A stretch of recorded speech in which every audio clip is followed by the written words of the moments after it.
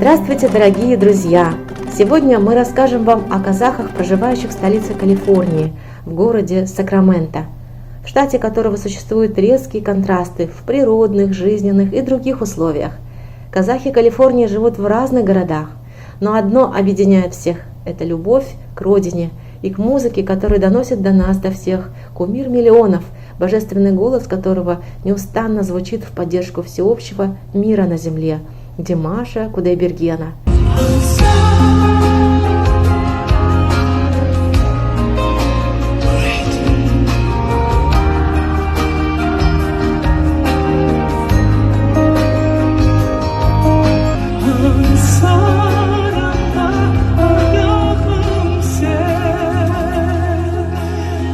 Об этом я буду говорить сегодня и буду продолжать развивать свою тему в других своих видео.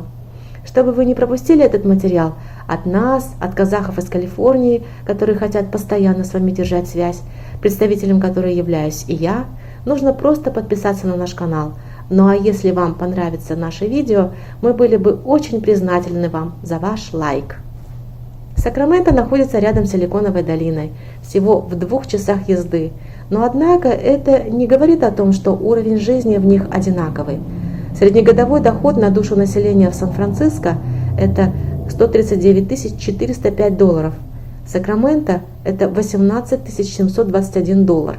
Разница в 7,5 раз. А еще различие заключается в том, что Сан-Франциско – это достаточно молодой город, который в большей степени был зависим от развития, в первую очередь, компьютерных технологий. Сакраменто же улучшается динамично, исходя из общего прогресса экономики Соединенных Штатов Америки. Заметную разницу по приезду в эти 2 города вы ощутите в климатических условиях сразу. Сан-Франциско находится на полуострове, постоянно продуваемый всеми большими и малыми ветрами из Тихого океана. Сакраменто – это долина, расположенная на большой земле на пересечении 2 крупных рек с названием Сакраменто и Американ Ривер. Поэтому лето в Сан-Франциско прохладное, зима теплая. В Сакраменто всегда тепло и солнечно, небо безоблачное все сезоны. Город Сакраменто, особенно алматинцам, на мой взгляд, очень дорог, потому что он напоминает алматинский оазис красивых садов, полей в предгорьях, правда не Заилийского Алатау, а в предгорьях Сьерра-Невада. Какие преимущества имеют жители Сакраменто?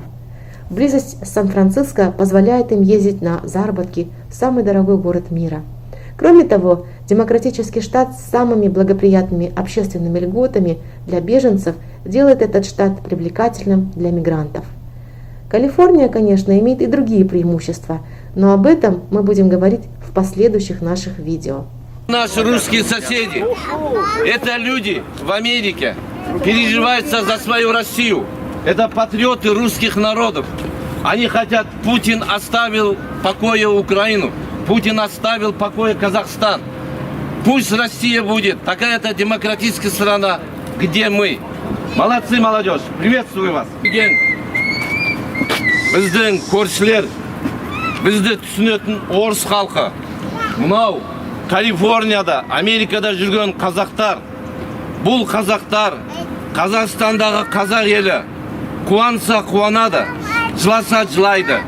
Қазақстандағы қазақтардың жетістіктеріне біз қуанамыз. Олар қиналса, біз қиналамыз. Құрметті қазақ елі, Америкада жүрген, Калифорнияда жүрген қазақтар әрқашанда сіздермен бірге. Осы келген ұлы орыс халқына, ұлы қазақ халқына осындай келіп Калифорнияның капиталының алдында тұрған, Белый дом, Ақ үйдің алдында тұрған ел жұртқа үлкен рахмет. Сіздерге дұғай сәлем. Руки прочь от Казахстана! Руки прочь от Казахстана! Руки прочь от Казахстана! Остановите убийство казахов! Остановите убийство казахов! Сейчас на своих экранах вы видели председателя казахской диаспоры в Калифорнии Ердана Нусипова и некоторых выступающих на этом митинге. Сегодня я хотела бы предоставить вашему вниманию интервью с этим человеком. Он любезно согласился рассказать не только о праздновании Наурыз, но и о том, чем живет сейчас казахская диаспора, какие вопросы решает и какие перспективы видит перед собой. Сәлеметсізбе, құрметті көрермендер.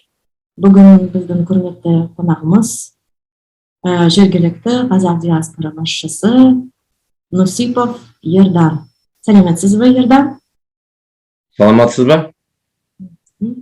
Саламатсыздар ма, құрметті жанардың көрермендері? Қазақша сөйлей береміз бе, орысша сөйлейміз бе?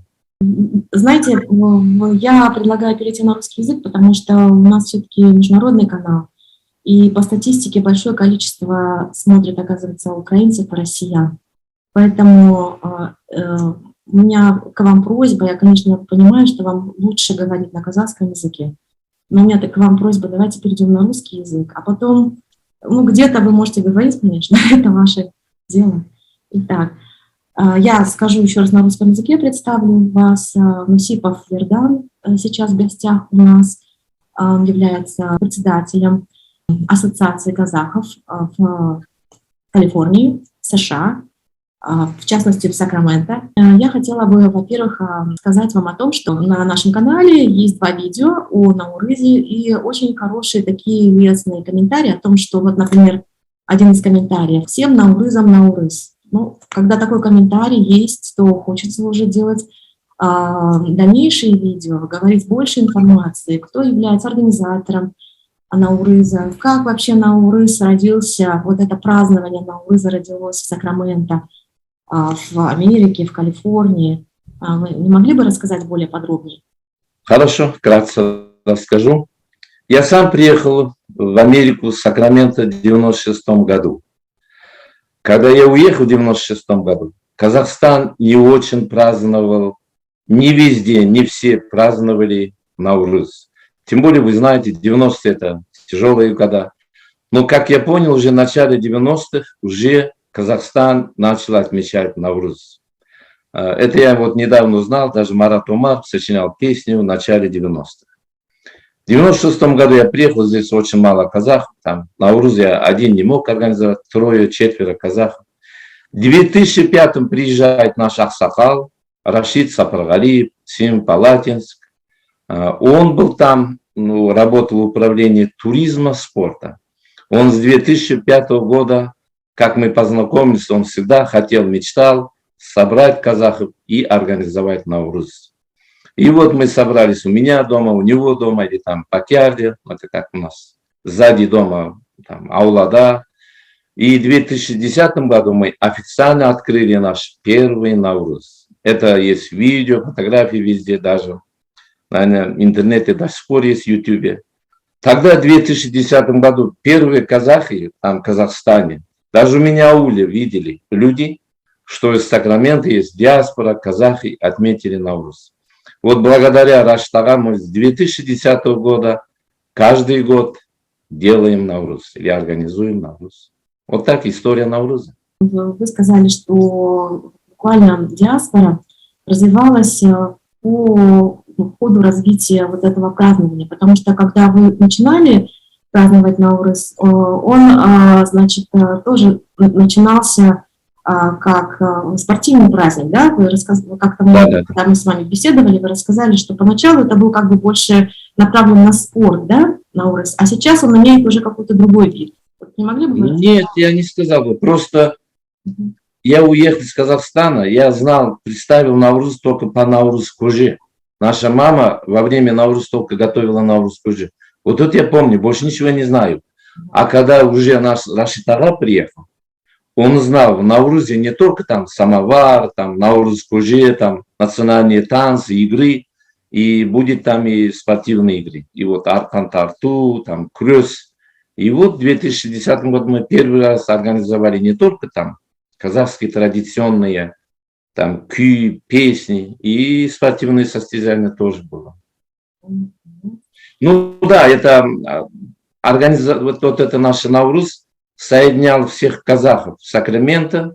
А сейчас и с тех пор казахи приезжают в наш Nauруз с этой стороны, с Лос-Анджелеса, с той стороны Сан-Франциско, а с Рено. Вот это со всех этих районов приезжают казахи к нам на наш Nauруз. То есть, получается, Nauруз, он как бы объединяет, да, все народности. Объединяет и знакомит нас. Всех знакомит. И знакомит нашу родину, нашу традицию. То есть, получается, это не только представители казахской национальности, это представители, это вообще постсоветское пространство. Вы говорите, что очень много русских, украинцев присутствует, да, на празднике? Ну да, у нас иногда бывает половина русские, потому что в Сакраменто очень много русские с Павлодар, Петропавловск, Кустанай. И иногда я смотрю, нам иногда стыдно. Русские больше одеты национальной одеждой, чем сами казахи. Вот это прошлые Наурузы были. У нас там и Иран ходил, иранец, корейцы, китайцы, там много киргизы, узбеки, все у нас. Ну, казахи всегда отличались своим интернациональностью. И можно сказать, со всего Советского Союза там ходят люди в нашем Nauruze. Потому что люди, которые с других городов приезжают, они говорят, у нас только казахи собираются, а у нас половина не казахи. Но мы дружны. Расскажите, пожалуйста, о себе немножечко. О себе уже я почти сказал. Я приехал в 96 году. Один из первых казахов в Сакраменто, Калифорния.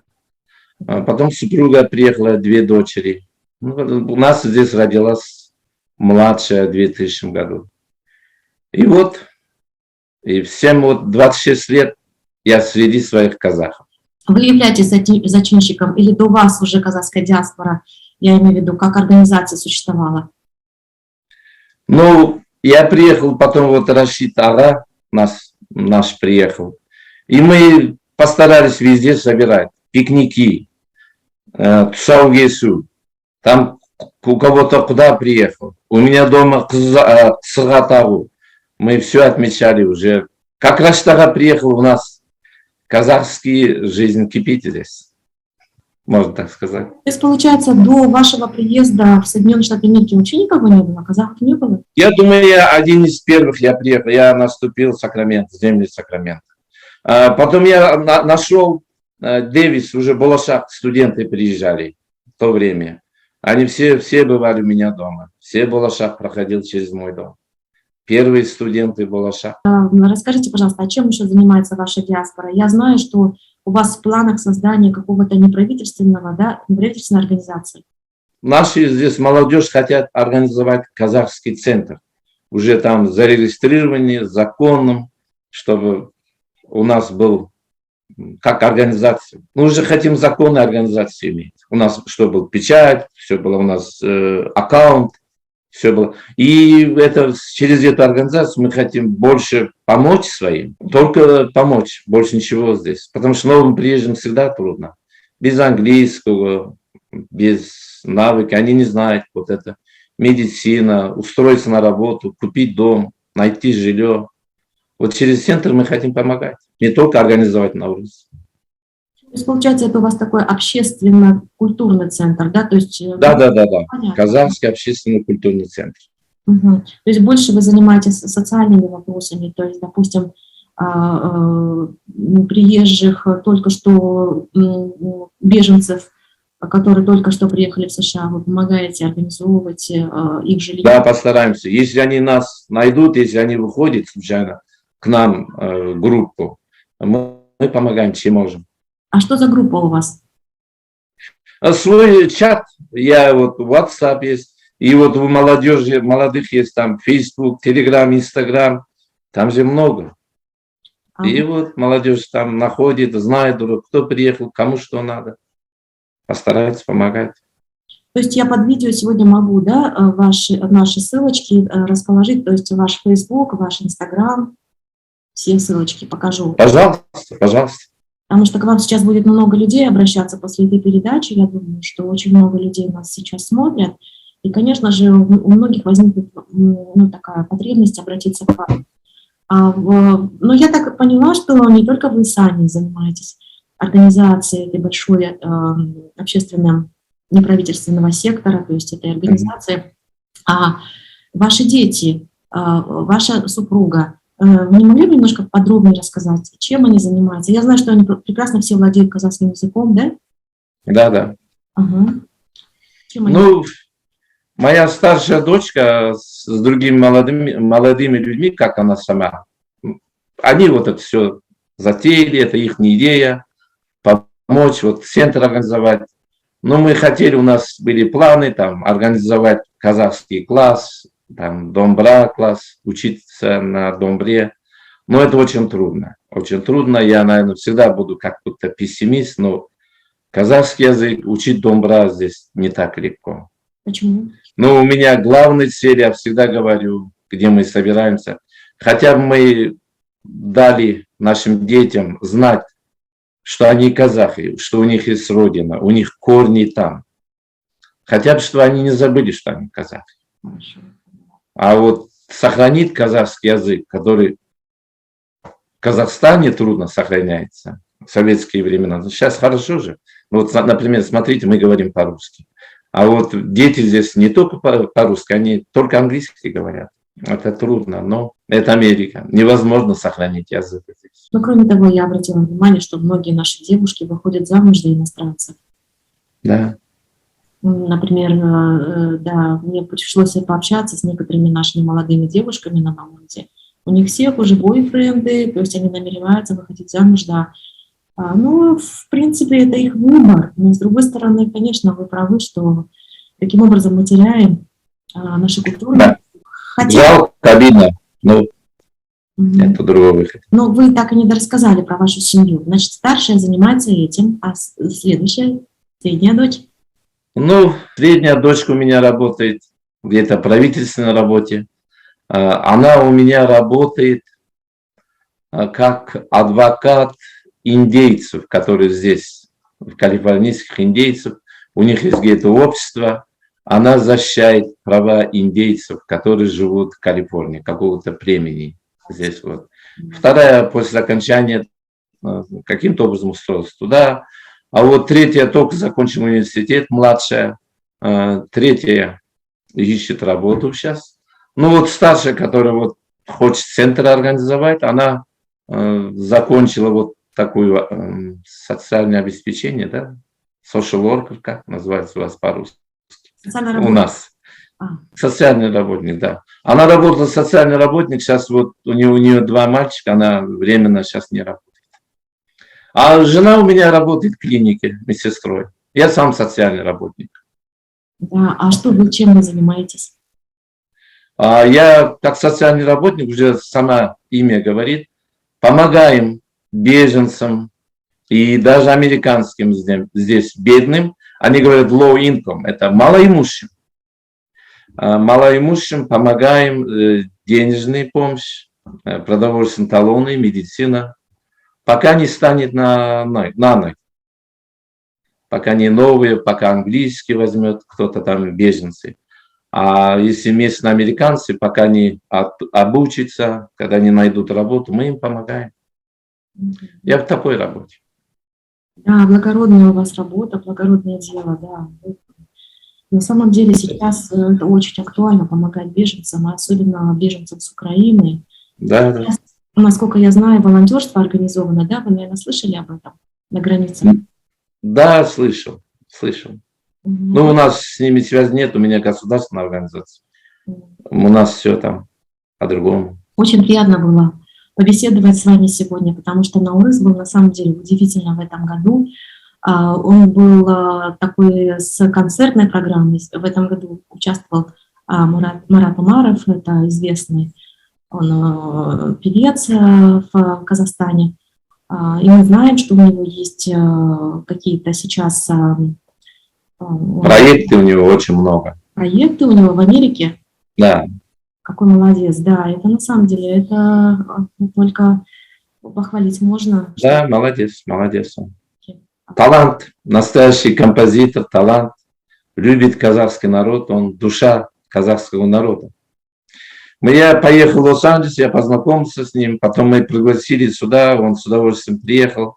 Он полюбил Сакраменто, полюбил наше общество, нашу казахскую здесь, диаспору.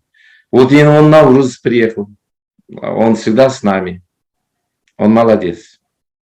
Он настоящий патриот казахств. Ну, точно так же, как и вы. Инициатива была от вас, да? То есть вы решили пригласить его на урок? Да. Первый раз я к себе хотел просто пригласить, как к чаю. А потом думал, как я один его приглашу к себе домой. Он же композитор, он же артист казахского народа. И я сказал всем своим казахам здесь, в Сакраменто, давайте соберемся, банкет сделаем, пусть Маке приедет, и пусть он с нами будет. И вот так получился. И очень интересно было. Мы хороший банкет сделали. И все были довольны. Которые 5-10 лет не видели казахского артиста или там певца, тем более Марат, известный композитор, все были довольны. Через несколько лет они видели прямо рядом Марата Омарова, фотографируясь. Это было им очень приятно. Которые давно уехали сюда 5-10 лет назад и ни разу не были в Казахстане, для них Марат Омар привез в Казахстан. Вы знаете, я хотела бы вас поблагодарить в том плане, что вот по маленьким эпизодам вот вы рассказываете вот, о том, что вы встречали не один, а вы сказали казахам, или что вы пригласили его на чай по-казахски, да, это уже говорит о том, что вы буквально живете традициями, обычаями казахского народа. Ведь, например, у американцев нет такого, пригласить к себе на чай гостя из той страны, которую вы представляете. Да. То есть, получается, вы являетесь носителем казахской культуры. Дело в том, что, вы знаете, на нашем канале в основном это те люди, которые живут на постсоветском пространстве. И вот каждое ваше объяснение того, как вы живете, уже дает информацию о том, как живут наши казахи там, понимаете? Поэтому, если вы можете побольше рассказать. Нам приятно слышать, моим телезрителям приятно слышать о том, как живут казахи. Они буквально каждое сейчас слово ловят, знаете? Ну, казах, я всегда хвалю наших казашек. Даже их мужья, как вы видели в нашем Наврузе, их мужья не казахи. Русские, там пусть китаец, пусть японец. Но они не только сами идут, казашки, своих мужей к нам на Навруз приглашают. Везде наши пикники, везде мероприятия. Наши казашки своих мужей приглашают к нам казахские вот эти события. Я вижу наших казашек очень патриотов, молодцы казашки. Но казахи, ребята, они сами и так должны быть. А вот когда казашка своего мужа, не казаха, с собой возьмет Навруз, прям в Сан-Франциско приезжают наши казашки, мужья американцы. Они молодцы, просто молодцы. Я всегда доволен казашками. Они патриоты у нас. Да. Я всегда об этом говорю. Ну, вот, допустим, вот даже носителями культуры, если жена казашка, а муж американец, все равно дети растут, как бы они больше берут от матери же, правильно? Может быть, в некоторых семьях, да. А как, Не у вас 100%. как у вас в семье? Ваши внуки, они много взяли казахского от мамы, от вашей дочери? Внуки еще маленькие, трудно еще сказать. Про своих внуков я ничего не могу сказать, они маленькие. Ну, наверное, моих дочерей, наверное, что-то есть казахское, должен быть. Я же их не отец. Какие бы они американки не были, они все равно останутся казашками. Я верю своим дочерям. То есть, получается, все-таки в Америке, когда вы сюда приехали, очень тяжело было адаптироваться первые годы, да? Ну да, я же был один. Один приехал, без супруги, без детей. 3 года один жил. Вот были, кроме меня еще 3 казахи были, они были с женами. И один холостой, один жил 3 года. Это было тяжело. Это 90-е годы. Очень было тяжело. Абсолютно никого не было. Я так один жил, только работал 7 дней. Я уже соскучился, русский язык, не только казахский. Никто со мной не разговаривал тогда. Я 3 года почти один жил. Абсолютно никого не было у меня здесь. Да, это тяжело, конечно. А почему такая? Вас не принимали американцы к себе? Или как? Они не хотели с вами общаться? Или что? Как получилось так? Ну, наверное, характер был такой. Я предпочитал просто работать, ждать семью. Нет, принимали американцы. Я работал с американцами сразу. Нет, и русские принимали знакомые. Нет, наверное, просто такой момент был. Наверное, я был просто один. Мне было тоска, хотел один жить. Ну, это уже прошло. Так быстро это уже. Это было давно. А когда вы стали владеть прекрасно английским языком? Когда вы нашли работу себе? А я уже в Казахстане, когда какой-то, Алем Систем был, компания, я там работал. Все знают Алем Банк, Алем Систем. Там я, работая в Алем Систем, я уже чуть-чуть общался с корейцами на английском языке. Я сюда ехал, у меня был какой-то английский. Я через 2 недели я уже понимал спокойно. Мне здесь английский быстро пошел. Да, до сих пор у меня акцент, до сих пор я неправильно говорю, грамматика у меня хромает. У меня по-русски грамматика хромает. Я в грамматике очень плохо, всегда. Но у меня не было никогда проблем с английским языком. Как приехал, сразу заговорил. А работу нашли сразу? Да, сразу. То есть работа сразу находится, если вы хороший профессионал, если вы английским владеете? Ну да, то время мало, наверное, для иммигрантов. Ну и сейчас, кто ищет работу, всегда найдет. Не надо выбирать, когда ты приехал, любую работу. Иммигрантам тяжело приходится первые годы, но если ты сам стараешься, адаптируешься, ходишь на английский язык, да, то ты быстро находишь работу. Да, конечно. Да, я сейчас знаю. Только не надо стесняться, надо говорить. Даже акцент, ошибку надо говорить. Я всегда говорю. Только вперед. Говорить английский. Да, вы правы, потому что сами американцы говорят, наша страна — это страна мигрантов, разговаривай на том английском, на каком ты умеешь. Да. Не стесняйся, они говорят так, не стесняйся. Либо ты не научишься говорить на английском, если ты будешь стесняться, смущаться, переживать за свой английский. Да. Да, я знаю, что вы даже сейчас уже купили собственный дом. Если это не секрет, скажите, пожалуйста, сколько лет вы прожили, прежде чем купить собственный дом? Ну, я купил мой первый дом через 4 года. Я жил 3 года сам один. Супруга приехал в 1999 году. В 2000 году, первый дом я купил. Прикольно. Здесь. Лишь бы деньги были. То есть получается, что в принципе оформляют дом очень легко, это не трудно абсолютно. Главное, чтобы ты работал, чтобы они видели, что ты работоспособный, работаешь, целеустремленный, что у тебя есть семья и что у тебя есть мотивация для работы, да? Да. Да, хорошая зарплата должна быть. Если зарплата есть, можно дом купить.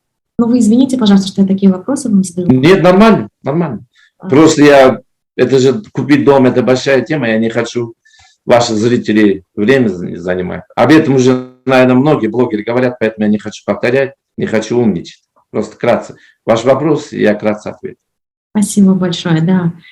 Я еще раз говорю, что каждое ваше слово, оно интересно для нас, каждое ваше понимание, каждый ваш опыт, о котором вы говорите, оно очень ценно для нас, потому что представьте, люди никогда, и некоторые люди вообще иногда и за рубежом даже не были, а вы проживаете уже столько лет в Америке и даже создали свою ассоциацию казахов. Это дорого стоит. И мы от лица меня, от лица всех телезрителей моего канала хотим поблагодарить вас за вашу работу. Развивайте, пожалуйста, ваши деяния, вашу идею о создании неправительственной организации, которая бы помогала в дальнейшем адаптироваться не только казахам, но и всем людям постсоветского пространства. Желаю вам успехов, всего самого хорошего. Еще раз благодарю вас за эту информацию. Спасибо. Я просто воспользуюсь моментом, извините, я вас перебил. Я воспользуюсь моментом, хочу сказать, что это все заслуга нашего Рашид Ага, который вы каждый раз встречаете, Рашид Сапаргалиев. Это он у нас аксакал, Он в 2005 году дал идею такую Наурус сделать, и он каждый год, он не может, если Наурус, как положено, не организует. Он у нас молодец, он у нас уважаемый Аксахал. Мы гордимся, что у нас Рашид Ага есть. Он не только он сам, у него 3 дочери, как у меня. Все мои 3 дочери есть активны, у него 3 дочери активные. Зятя у него, күйеу Рашид Аганың өте активные ребята. Нам повезло. Лично мне повезло. Здесь у меня есть Рашид Ага. И мне вообще повезло, что здесь есть такие казахи. И мы дружно уважаем. Я доволен. Ну, мы тоже благодарим и Рашид Ага, и вас, в первую очередь вас, потому что главным организатором всех Наурызов на сегодняшний день являетесь вы, ваша семья. Вот. И благодарим за то, что вы несете культуру казахскую на американской земле.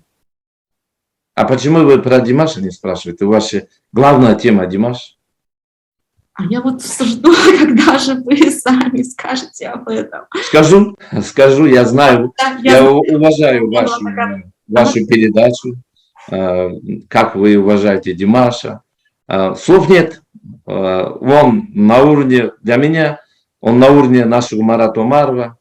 Он великий. Он действительно показал, как Triple G или там, он же великий казах, молодой, красавчик, как молодежь сейчас говорят, красавчик. Да, у меня супруга тоже фанатка Димаша. Я иногда говорю, давай чай попьем. Она смотрит концерты Димаша, одно и то же концерт она смотрит уже 5 лет. Молодец, и я вас за это уважаю. Вы же не кого-то Майкла Джексона. Про Майкла Джексона не говорите, вы не говорите там кто-то другой, нашу братишку, нашего таланта, звезду. Молодец. Очень много здесь фанатов. Ой, не буду говорить слово фанатов, но любителей его искусств, его таланта. Я тоже уважаю. Молодец, Димаш. Пусть так дальше держится. Спасибо вам большое. Я просто знаю, что у нас до этого с вами был разговор. Вы говорили, что вот включите в разговор и тоже о Димаше, что-то хотели сказать о нем. Поэтому я как бы без вопросов ждала, чтобы сами... Нормально. Все нормально, да? Да. Все, ну, чтобы... Хорошо, спасибо вам большое еще раз. Благодарю вас. Может быть, вы что-то скажете нашим телезрителям? Да. Всем, кто слушает передачу Жанара, всем спасибо.